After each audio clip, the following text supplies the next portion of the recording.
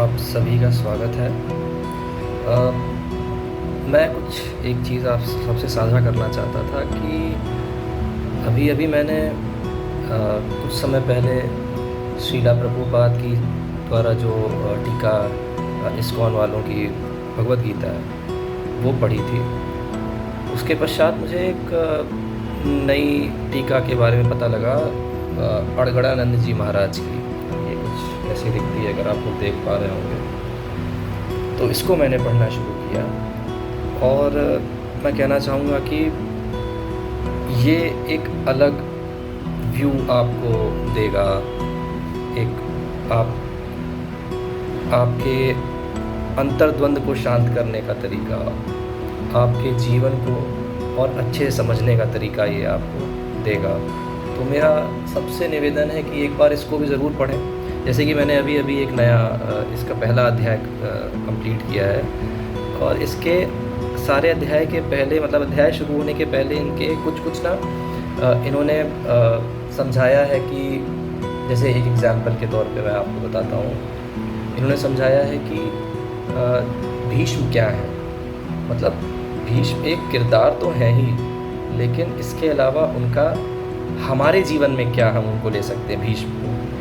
और जितने भी डिफरेंट इसके किरदार हैं, उनका जो महाभारत में रोल है वो तो है ही, ठीक है, लेकिन हम उसको आज के पर्सपेक्टिव में, अपनी आसपास की दुनिया के पर्सपेक्टिव में हम उनको कैसे देख सकते हैं और उनको हम कैसे डील कर सकते हैं।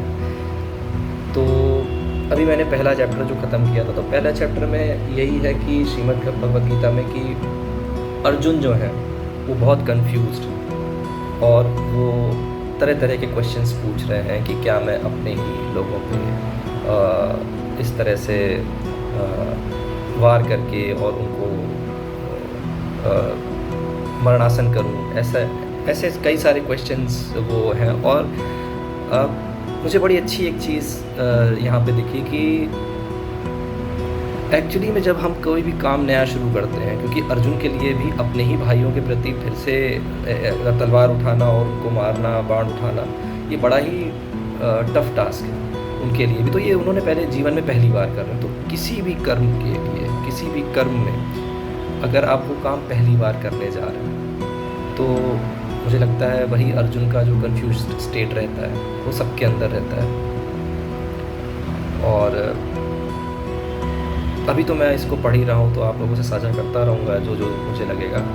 लेकिन मेरा ये वीडियो बनाने का मेरा एक ही उद्देश्य है कि आप लोग इस चीज़ को समझें। और क्योंकि इसका बहुत प्रचार प्रसार नहीं है। इस्कॉन एक संस्था है, बहुत बड़ी संस्था है, बहुत इंस्टीट्यूशनल लेवल पे उसका प्रचार होता है, लेकिन अड़गड़ानंद जी महाराज का प्रचार एज सच, जो उनकी टीका है उसका प्रचार बहुत नहीं हुआ है। तो मैं बस आप लोग तक पहुँचाना चाहता हूँ कि ये भी एक परसेप्शन ये भी है इस डायरेक्शन में सोचने का और इस तरह से महाभारत को लेने का।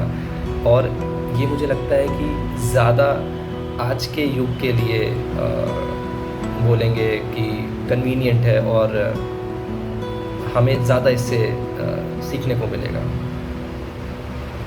धन्यवाद।